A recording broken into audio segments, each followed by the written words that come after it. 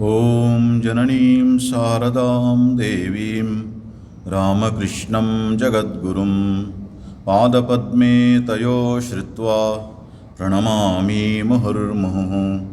नमः श्री यतिराजाय विवेकानन्दसूरये सच्चित्सुखस्वरूपाय स्वामिने तापहारिणे।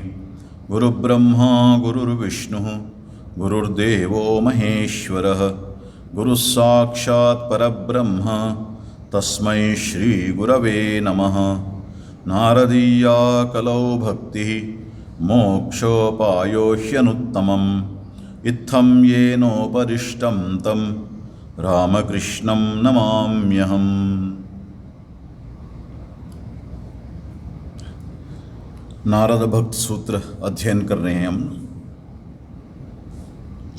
और पिछले हफ्ते हम देखे थे नारद जी 2-3 क्लास चला उसके लिए। कहते हैं भक्ति का अनुभव एक होने से भी पराभक्ति का जो अनुभव एक ही है, लेकिन उसका जो अभिव्यक्ति जो है, जो प्रकाश होने का जो तरीका है, उसके ऊपर से उसको 11 तरीका बता देते हैं।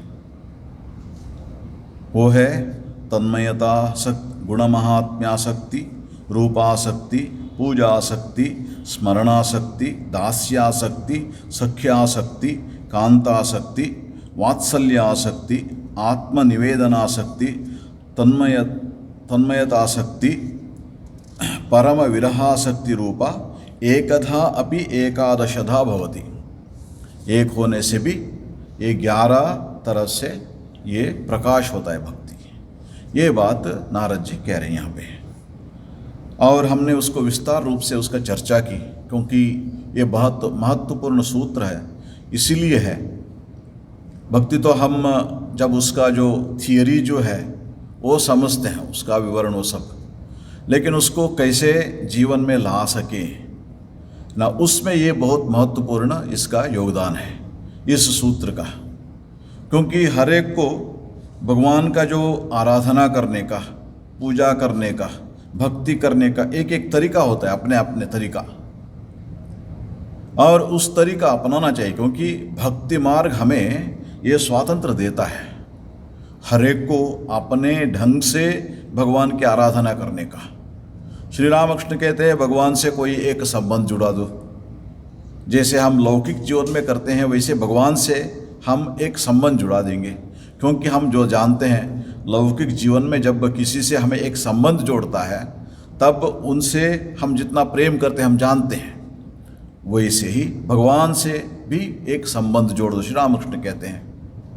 और भागवत में ये कहते हैं अथ केनाप्युपायेन मनः कृष्णे निवेशयेत। कोई भी एक उपाय से, मतलब इतना सब बताया गया, ये सब बताने के बाद मतलब आप गुणमहात्म्यासक्ति, भगवान के जो गुण जो है, उनका लीला जो है, उसके बारे में बताओ, चिंतन करो, सुनो, जो भी करो, वो एक तरीका हो गया। कई कई लोगों को उसमें ही आनंद मिलता है। हम जानते हैं बहुत सारे ये भागवत कथा करते हैं और ये बहुत सुंदर रूप से प्रवचन करते हैं। कई कई लोग तो मतलब लोग इसके लिए करते हैं, लेकिन बहुत सारे लोग उसमें वैसे हैं, उसमें ही आनंद मिलता है उनको। जो भागवत कथा करते हैं, श्री रामकृष्ण के जीवन के बारे में बताते हैं, उसमें ही आनंद मिलता है। वो गुणमहात्म्यासक्ति बोलते हैं, वो एक तरीका हो भगवान के आराधना करने का। और उसके बाद गुणमहात्म्यासक्ति हो गया, रूपासक्ति, भगवान के रूप का चिंतन करना। ये अलग अलग तरीका जिन्होंने 11 तरीका उन्होंने बताया। स्मरणासक्ति, कई लोग बैठ के भगवान के स्मरण करते रहते हैं, चाहे वो भगवान के लीला हो, भगवान के उपदेश हो, या उनके स्वरूप हो, कोई भी एक चिंतन करते रहते हैं, या उनकी शिक्षाएं हो, उसके बारे में चिंतन करते रहते हैं। जैसे हम देखे थे इनको मास्टर महाशय जो है महेंद्रनाथ गुप्ता, श्री रामकृष्ण के पास हफ्ते में 1 बार या 2 बार आ सकते थे, लेकिन श्री रामकृष्ण के प्रति उनका प्रेम इतना था, श्री रामकृष्ण को भूल नहीं सकते थे। इसलिए वो क्या करते थे, जब भी श्री रामकृष्ण से मिलते थे तब जो भी है ना, जो भी ये हुआ उसका एक नोट करके रखते थे और अगले बार आने तक उसी के बारे में चिंतन करते रहते थे। रोज़ सुबह से शाम तक उनका अपने स्कूल में काम होता था। वो सब होने के बाद शाम होते ही एक समय था और सब काम बंद करके ऊपर में एक कमरा था, वो कमरे में जाके बैठ जाते थे। वहाँ जाके बैठ के उनके ठाकुर जी का स्मरण करते थे। स्मरणाशक्ति अलग अलग तरीका है ना, भगवान की आराधना करने का ये तरीका जो है, सख्याशक्ति, कांताशक्ति, वात्सल्याशक्ति, भगवान की को अपने पुत्र मानना। शारदा माँ के जीवन में हम देखते हैं जितने भी लोग आए सभी को माँ क्या समझती थी, मेरे संतान है, मेरे पुत्र है। वात्सल्याशक्ति, जैसे कौशल्या, यशोदा भगवान को अपने पुत्र मानकर ये करते थे, वैसे ही शारदा माँ, कितने बच्चे थे उनका माँ का। इसलिए वो भाव जो है वात्सल्याशक्ति, अलग अलग तरीके से भगवान के सेवा करने का एक, भगवान से कोई ना कोई एक संबंध जुड़ा दो और ऐसे करके उनकी आराधना करो। कहते हैं नारद जी, भक्ति वैसे तो एक ही है, पराभक्ति, लेकिन उसका प्रकाश ऐसे 11 तरीके से होता है। और इसमें भागवत में यही भी बोलते हैं, अच्छी बात है ना, कोई एक न एक पकड़ो या 2 पकड़ो, 3 पकड़ो, जो भी आपको अच्छा लगता है उसको पकड़ो।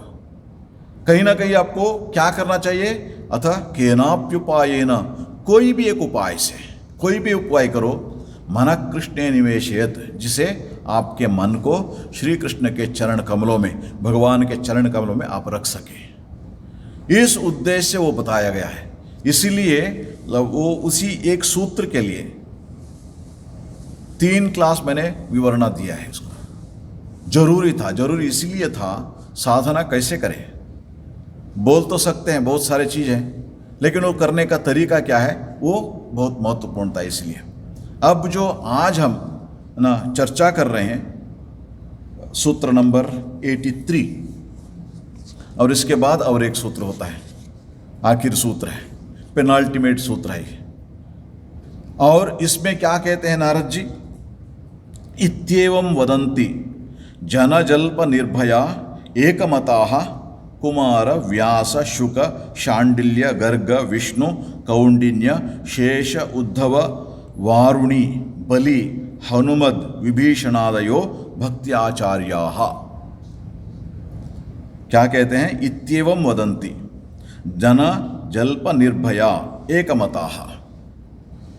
सूत्र नंबर 83 है ये। इसमें नारद जी ये कह रहे हैं, ऐसे बोलते हैं, जो जितना भी उन्होंने बताया, ये भक्ति का आचार्य जितना थे उन सभी के नाम ले रहे हैं। ये भी एकमताः, एक मत होकर, मतलब कोई भिन्न मत नहीं है इसमें। वो सभी इसको कैसे बोल रहे हैं, जनजल्प निर्भया, लोगों की निंदा को परवाह नहीं करते हुए उन लोगों ने जो भी बोले, लोग जो भी बोले, लेकिन ये हमारा अभिप्राय है, भक्ति पाने के लिए आपको ये भक्ति है, ये भक्ति का स्वरूप है, और भक्ति पाने के लिए आपको ये करना होगा। ये सब बातें जो है मैंने जो भी बताया है, इसको जो आचार्यों के नाम ले रहे हैं वो सभी एक मत होकर ये बात बताते हैं।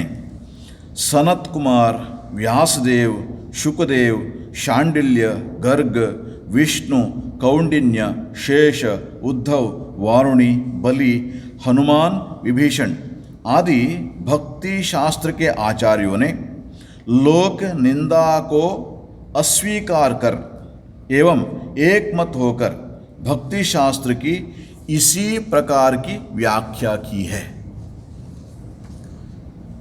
इससे हमें 2 चीज समझना करना पड़ेगा। एक, जो आध्यात्मिक हमारे जो सनातन धर्म में जो आध्यात्मिक अनुभव जो है, वो कहते हैं सिर्फ एक व्यक्ति को हुआ, ऐसा नहीं। हम अलग अलग इस धर्म में आप देखोगे तो है ना, वहाँ पर किसी एक को अनुभव हो गया, वही एक धर्म बन गया उनका अनुभव, और दूसरे कोई कुछ भी बोलेंगे उसी से सहमत हो, ठीक है, नहीं तो उसी के विरुद्ध नहीं होना चाहिए। लेकिन यहां पर वो नहीं है। अनुभव एक को हुआ और सभी को होना चाहिए। जो भी उसके लिए प्रयत्न करते हैं उनको होना चाहिए, तब भी वो सचमुच अनुभव है, आध्यात्मिक अनुभव है, वो सत्य है। इसको क्या कहते हैं? सत्य।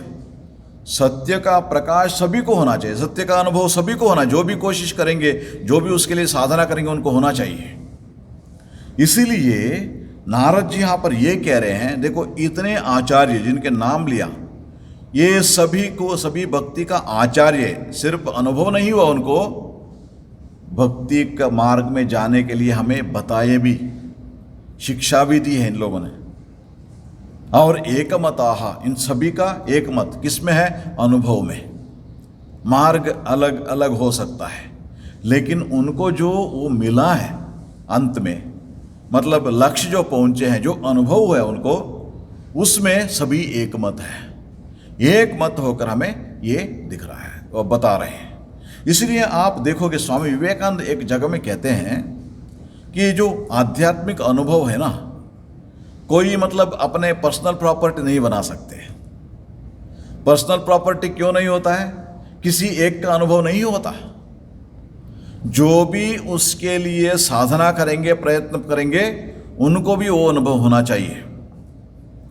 जो मेरा आध्यात्मिक अनुभव है, दूसरा कोई XYZ कोई भी उसके लिए प्रयत्न करेंगे, उनको भी होना चाहिए, तभी वो सत्य है। सिर्फ किसी एक को अनुभव हो गया और दूसरे किसी को नहीं हो पाएगा, वो सत्य नहीं है। स्पष्ट रूप से बताते हैं। इसलिए हमारे सनातन धर्म में, आध्यात्मिक शास्त्र में ये बात कहते हैं, किसी एक को जो आध्यात्मिक अनुभव हुआ है और सभी को होना चाहिए। नारद जी यही बात कह रहे हैं। आप ऐसे मत सोचो कि मैं जो बता रहा हूं ये मेरा एक ओपिनियन है, मेरा अभिप्राय है, और दूसरे किसी को नहीं हुआ है। ऐसा नहीं है। मेरे से पहले भी बहुत सारे ये उनको हुआ है, अनुभव हुआ है, मेरे बाद भी बहुत सारे लोगों को हुआ है। इसलिए कई कई इसमें नारद जी का गुरु भी है, उनसे भी पहले जो आए थे वो भी है, और उसके बाद भी है, उनका नाम भी है इसमें, उनके शिष्य भी है नारद जी का, ये सब उनका नाम सब है। एक एक करके हम उसका ये करेंगे, डिस्कस करेंगे, पता चलता है। इसीलिए ये जो भक्ति मार्ग में जाने के लिए हमें, मतलब ये ऐसा नहीं सोचना चाहिए जो नारद जी बताए हैं और ये अनुभव सिर्फ नारद जी को हुआ था, ऐसा नहीं सोचना चाहिए। इतने लोगों को हुआ, इसलिए इसका अर्थ क्या हुआ? यदि हम सचमुच इसका जो अनुसरण करेंगे, इस साधना करेंगे, हमें भी ये अनुभव होना चाहिए, हमें भी होगा। ये आश्वासन नारद जी यहां पर हमें दे रहे हैं। इसलिए इत्येवं वदन्ति, ऐसे कहते हैं। जो अभी 82 सूत्र हुआ ना, ये सब जो है बातें जो हैं, इसको वदन्ति ऐसे बोल रहे हैं। कौन बोल रहे हैं? जनजल्प निर्भयाः एकमताः। जो लोक निंदा उसको परवाह नहीं करके, लोक निंदा का परवाह नहीं करके, वो एकमतः, एक मत होकर, कौन बोल रहे हैं? कुमार। कुमार मतलब कौन है? सनत कुमार, जो ब्रह्म मानस पुत्र है। सनक, सनंदन, सनत कुमार, सनत सुजात, ब्रह्म मानस पुत्र है चारों। उनको ब्रह्म ने सृष्टि किया, और वो लोग क्या किए? वो लोग तपस्या करने के लिए चले गए। ब्रह्मा जी चाहते थे सृष्टि आगे बढ़े, लेकिन इनको कोई, है ना, ये दुनियादारी में कोई दिलचस्पी नहीं था, इतना वैराग्यवान थे। वो जाके तपस्या करने चले गए और वो तपस्या करते रहे। इसलिए इनके बारे में, जो इनमें जो सनत कुमार जो है, उन्होंने नारद जी को दीक्षा दी, आध्यात्मिक दीक्षा दी है। नारद जी का गुरु है ये, जो है सनत कुमार जो है नारद जी का गुरु है। उन्होंने कैसे तपस्या किया? ये है ना, तन्मयता शक्ति, तन्मय होकर। तन्मय होकर क्यों? आत्मचिंता, है ना, श्रवण मनन निधिध्यासन। वो निधिध्यासन करते हैं। निधिध्यासन में क्या करते हैं? आत्मचिंता करते हैं। उनको चिंता करते करते उन्होंने, वो चिंतन, आत्मचिंतन करते करते उन्होंने उनका जो आध्यात्मिक अनुभव हुआ था, तन्मयता आसक्ति, ये सनत कुमार। और उसके बाद कौन आते हैं? व्यास। व्यास हम जानते हैं, द्वैपायन व्यास, जिन्होंने भागवत लिखा है और उसके बाद वेदों को विभाग किया है और पुराण लिखा है, वो व्यास जी है। नारद जी का शिष्य है ये, नारद जी का शिष्य है। मतलब मेरे गुरु को हुआ था और मेरे को हुआ और किसी को नहीं, वैसा नहीं, उनके शिष्य। और इनका ये क्या था? गुण महात्म्य आसक्ति, भगवान के गुण है ना, उसके बारे में उन्होंने ये पहले वेद को विभाग किया और पुराण लिखा, और ये भागवत महापुराण इसीलिए लिखना पड़ा उनको। मतलब देखिए, जो महाभारत लिखा उन्होंने, बहुत बड़ा जो ग्रंथ है, भगवत गीता भी है उसमें, लिखने के बाद भी उनके मन में कुछ कमियां महसूस हो रहा था। फिर नारद जी आके उनको ये बोलते हैं, देखो तुमने सब कुछ लिखा भगवान के बारे में, लेकिन उनके गुण जो है, उनके भक्ति जो है, भगवान के भक्ति, उसके बारे में लिखा है, तुम नहीं लिखा है तुमने, इसलिए उसके बारे में लिखना पड़ेगा। इसीलिए व्यास देव जी ने ये भागवत को लिखा। भागवत को लिखने के बाद कहते हैं उनको तृप्ति मिला, उसके बाद नित्य तृप्त हुआ। नहीं तो तब तक ना उनको इतना भी ये करने के बावजूद एक कमी महसूस हो रहा था उनको।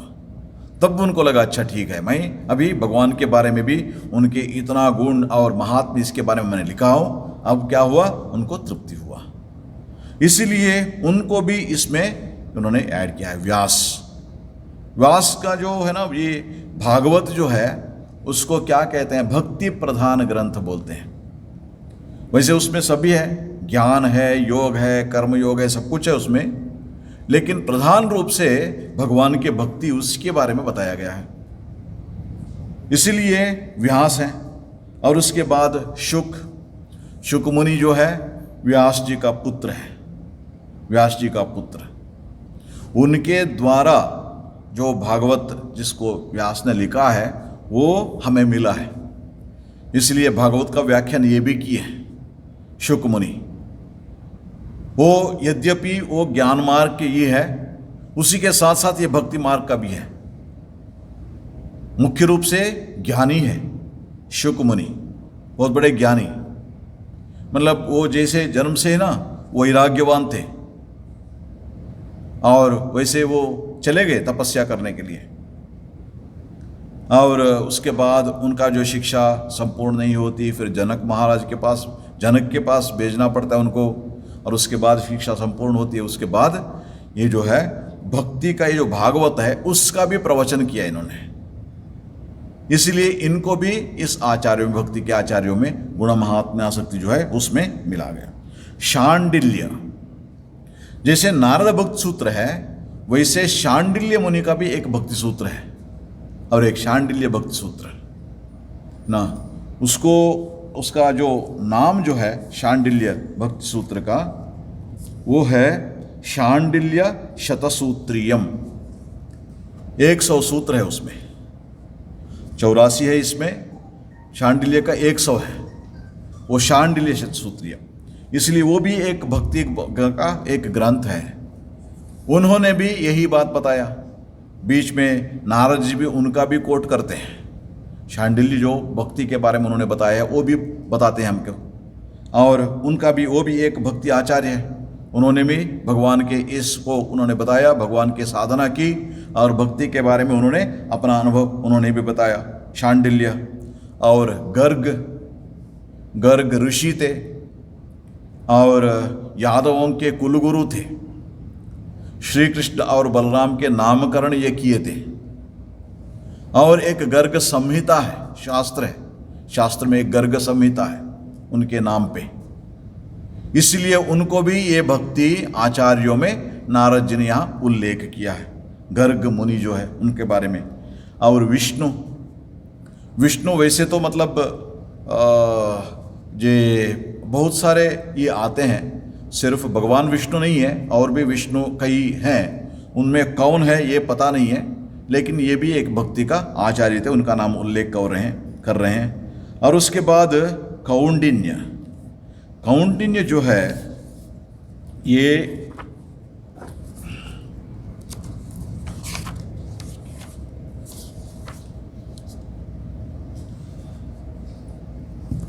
इन्होंने, ये शांडिल्य मुनि है, उनके पुत्र हैं। इन्होंने ये शांडिल्य भक्ति सूत्र का प्रचार किया था, इसलिए इनको भी भक्ति आचार्यों में उन्होंने बताया गया है, भक्ति का आचार्यों में। और उसके बाद कौंडिन्य हो गए शेष। शेष मतलब आदिशेष है। आदिशेष कैसे भक्ति का आचार्य होते हैं? अपने आचरण से। भगवान का बिस्तर है आदिशेष, भगवान उसमें सोते हैं, उनकी सदा सेवा करता रहते हैं। दास्य भाव है उनका सब समय। भगवान के जो ये है ना, मतलब उनका जो बिस्तर होना उतना आसान नहीं है, इसलिए ये सेवा सब समय उनकी वो सेवा में लगे रहते हैं। वो दास्य भाव से भगवान का जो है ना ये वो करते हैं, इसलिए उनको भी भक्ति के आचार्यों में ये किया है। और उसके बाद उद्धव। उद्धव जो है श्री कृष्ण के सखा थे और उनके संबंधी भी थे, रिलेटिव थे। और ये उद्धव की विशेषता ये है, ये ज्ञान मार्ग के आराधक थे, साधक थे और सब समय ज्ञान की बातें करते थे। फिर इनको ठीक करने के लिए एक बार श्री कृष्ण जब है ना वृंदावन से मथुरा जाते हैं, मथुरा जाने के बाद एक बार क्या करते हैं, उनको एक बार जाओ वृंदावन जाके ना, वहाँ पर जो गोपी हैं, गोपियाँ मुझे याद करते होंगे, क्या है उनके हाल क्या है, वो थोड़ा तुम सो वो पूछ के आओ। उनको भेजते हैं वहाँ पे। अब वहाँ जाता है ये तो ज्ञानी है ना। वहाँ जाने के बाद वो सब, अच्छा मथुरा से आया है, सभी को पता चल गया। सभी आके उनसे पूछते हैं कृष्ण कैसे हैं, कृष्ण उनको देख के बिना कैसे ये हो गया। वो बहुत श्री कृष्ण के विरह में थे वो सब गोपियाँ।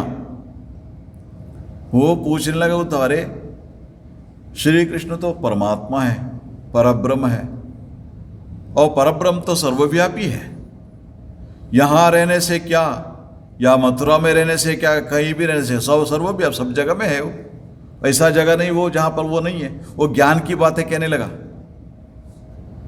फिर गोपियाँ उनको समझाया, देखो थोड़ा है ना, जो हम समझ सकते हैं ऐसे कुछ बातें बताओ। तुम बोल रहे हो सर्वव्यापी है, वो सब हमारे समझ में नहीं आता है। हम तो जानते हैं वो नंदलाल का बेटा है, यशोदा मैया का बेटा है, हम उनके साथ खेले हैं, हम जानते हैं उनके प्रेम कैसा होता है।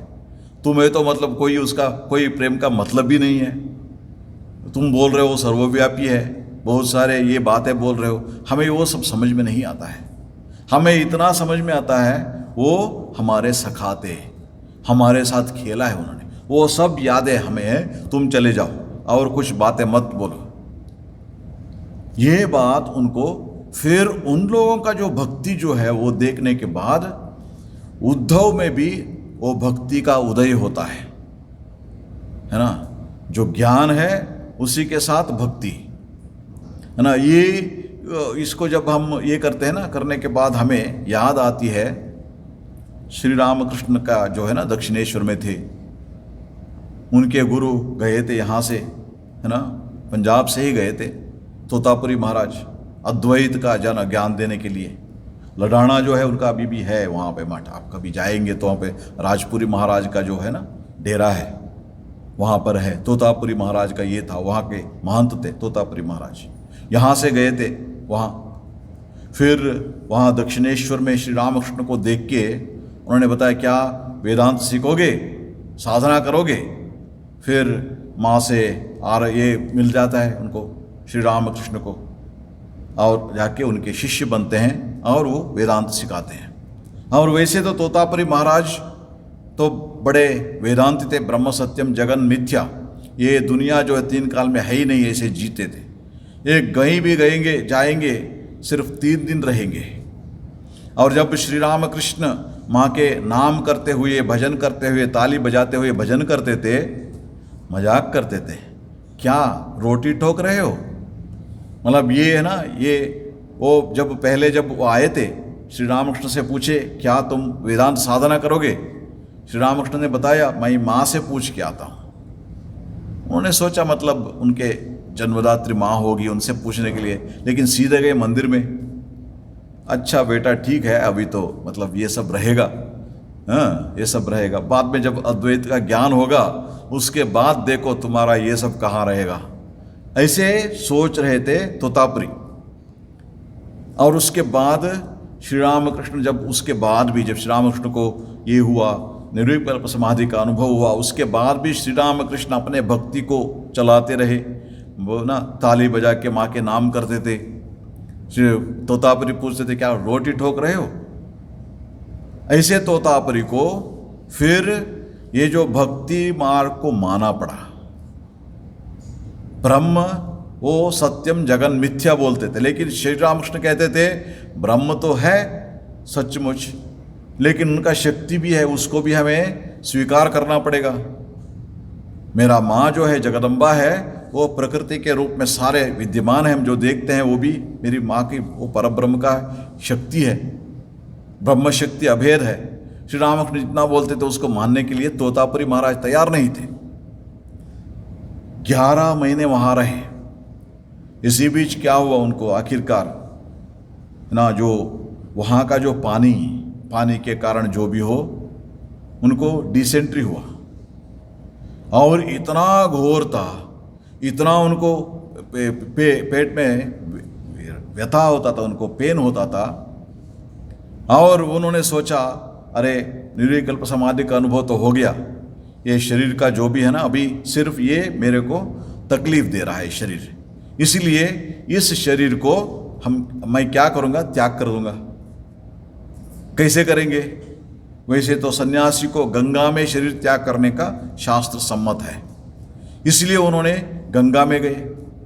कलकत्ता में जो भी आप जाएंगे गंगा में आप देखोगे बड़े बड़े जहाज जाते हैं वहाँ पे ना, लॉन्च वो सब जाते हैं वहाँ पे। लेकिन जब तोतापुरी महाराज गए वहाँ पे, इस तरफ से उस तरफ गए है ना, उनको जो है ना ये नी डीप वाटर, उससे ज़्यादा नहीं है, डूब के मरने के लिए पानी ही नहीं था उस, और भी कम था, पानी था लेकिन उनको डूब के मरने के लिए उतना पानी है ही नहीं था। इस तरफ से उस तरफ गए और उस तरफ से इस तरफ आए। फिर तब माँ का दर्शन हुआ उनको। माँ का दर्शन होने के बाद उन्होंने माँ को स्वीकार किया, भक्ति मार्ग को स्वीकार किया, और उसके बाद श्री रामकृष्ण से विदा ली। इसलिए जब आध्यात्मिक जीवन में संपूर्ण रूप से ये होंगे, श्री रामकृष्ण भी कहते हैं ये बात, ज्ञान है ना, वो अनुभव होने के बाद जो भक्ति होता है वो सचमुच भक्ति है। बहुत सारे लोगों को ज्ञान का अनुभव होने के बाद फिर भगवान में भक्ति होती है। उद्धव में हम देखते हैं ये बात, जो ज्ञानी था लेकिन वो भक्ति को नहीं मान रहा था, लेकिन जब गया यहाँ पे वृंदावन में और वहाँ पे व्रज में जाके गोपियों से मिल के आया, मिल के आने के बाद वो भक्त भी बन गए, भगवान के बहुत बड़े भक्त भी बन गए। इसलिए उनको भक्ति का आचार्य में यहाँ शामिल किया गया। वो ये हो गया उद्धव। और उसके बाद वारुणी भी एक ये है, आरुणि उनका नाम है आरुणि जो है वो भी एक ऋषि है। और भक्ति के बारे में वो मतलब क्या उन्होंने शिक्षा दी है इसके बारे में ज़्यादा ये नहीं है हमें, लेकिन एक बात हमें ये कर सकते हैं, वो जो तन्मयता आसक्ति, आत्मनिवेदनासक्ति, जो अपने आप को ना जो निवेदन करने का, जो ऋषि मुनि जो है ना साधना करते हैं, आत्म चिंतन करते हैं, उसी मार्ग में ये आके भगवान के साक्षात्कार किए थे। और उसके बाद आरुणि हो गए। बलि जो है, बलि चक्रवर्ती, हम सब जानते हैं, उनके लिए भगवान ने अवतार करके आया वामन रूप में।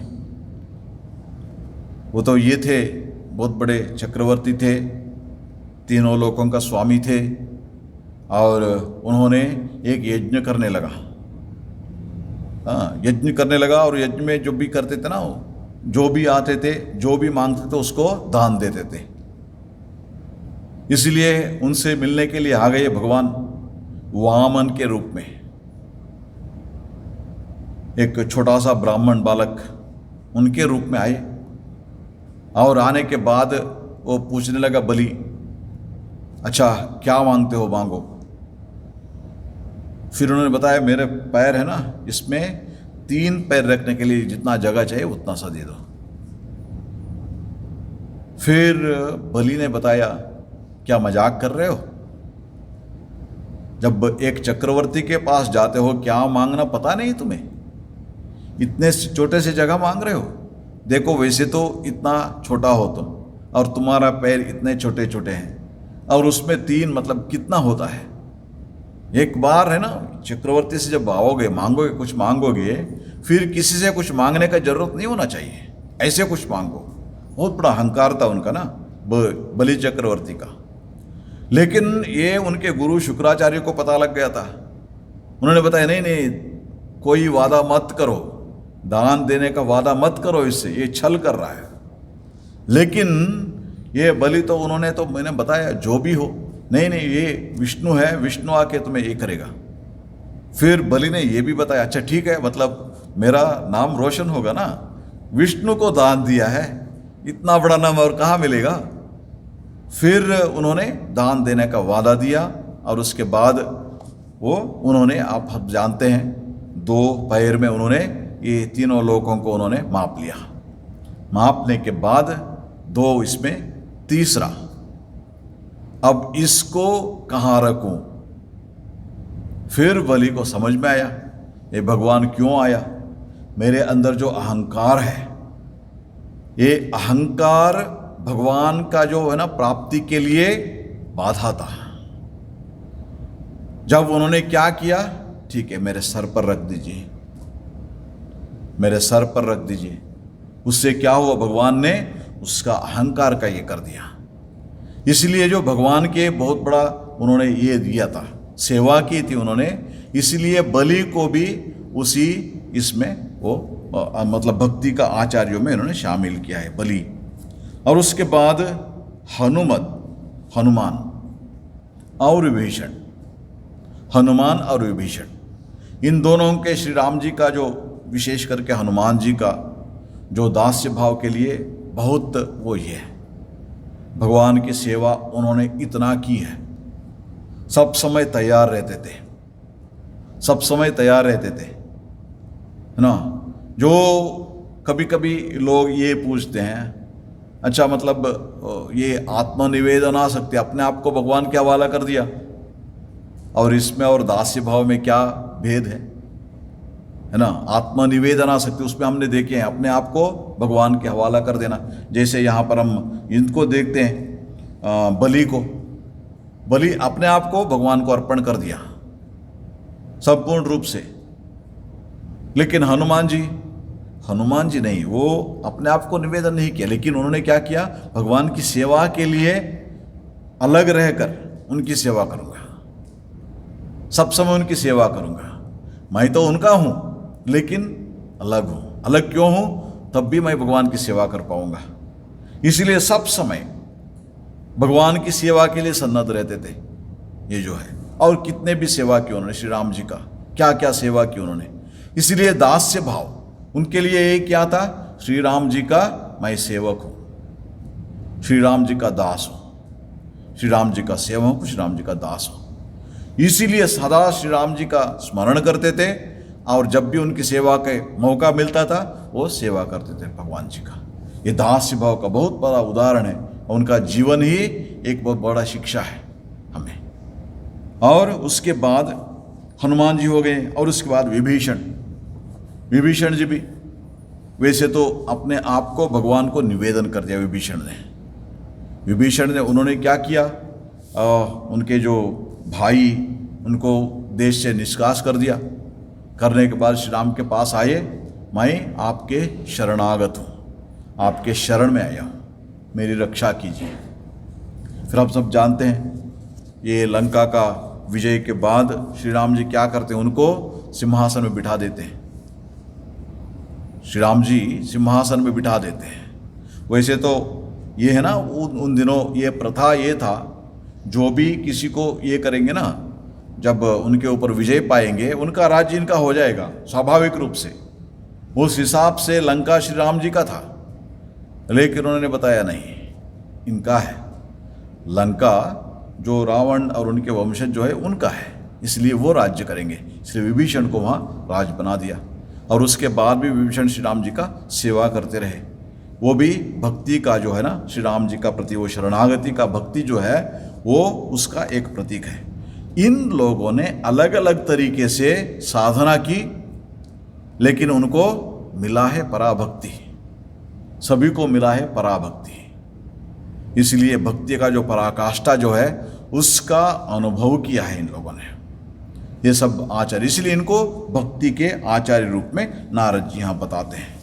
इसलिए ये हमें यहाँ पर ये बताते हैं कि नारद जी इसके द्वारा हमें ये बताते हैं, देखो भक्ति मैं जो बोल रहा हूँ, आप ऐसे मत सोचो फिर मैं अकेला हूँ ऐसे बोलने वाला ना, जो भी मैंने बताया सिर्फ मैं अकेला हूँ ऐसे बोलने वाला नहीं।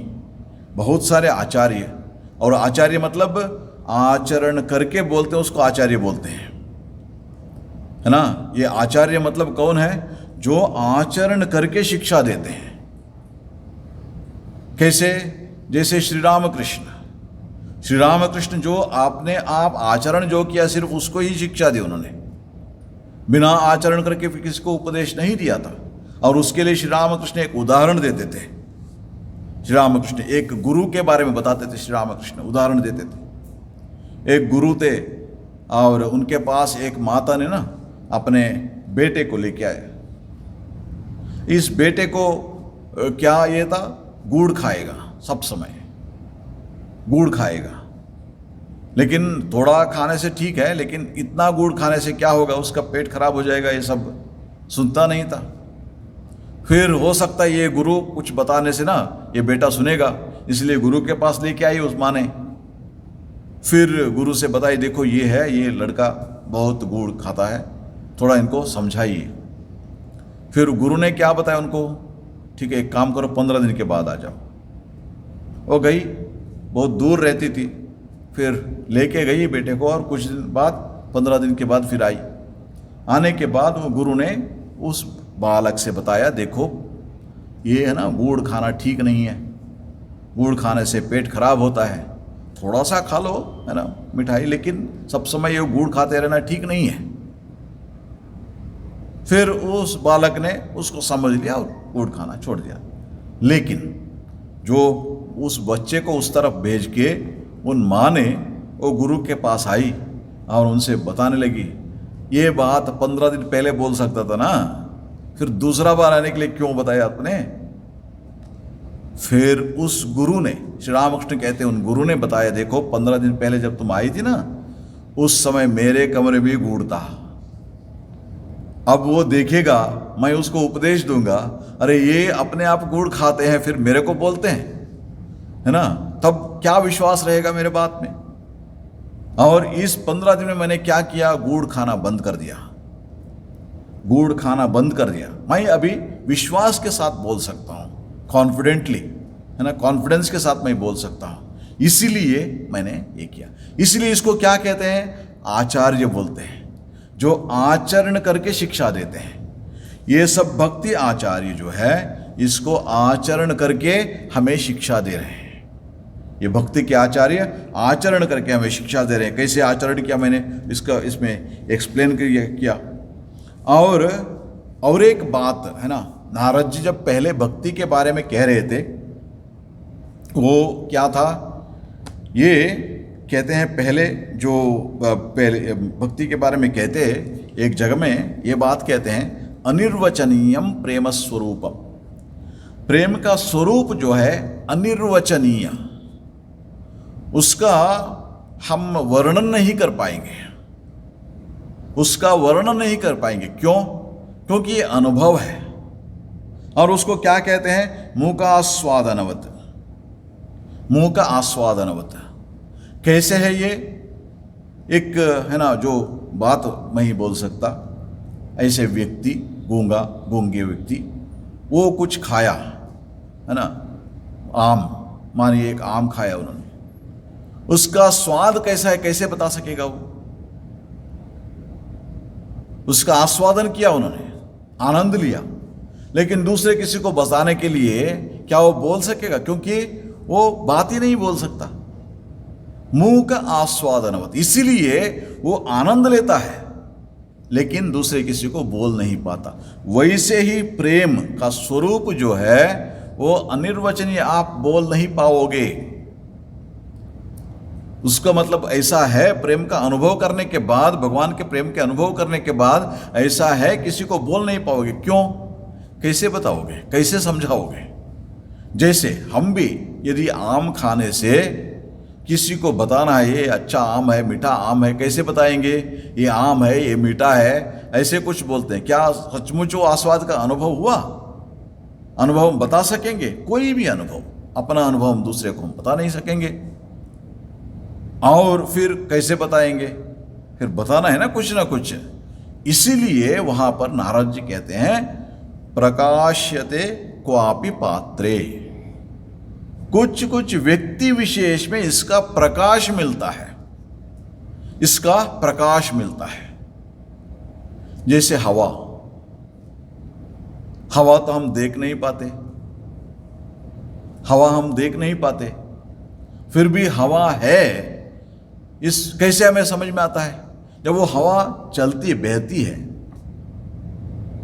तब क्या होता है ना कि पेड़ों के पत्ते हिलने शुरू करता है, पेड़ हिलने शुरू करता है, तब हमें समझ में आता है अच्छा ये हवा चल रहा है, हवा चल रहा है। उसका जो है ना, जो ये जो है अनुभव हमें होता है, कूलनेस जो है वो हमें अनुभव होता है हमारे स्पर्श ज्ञान से।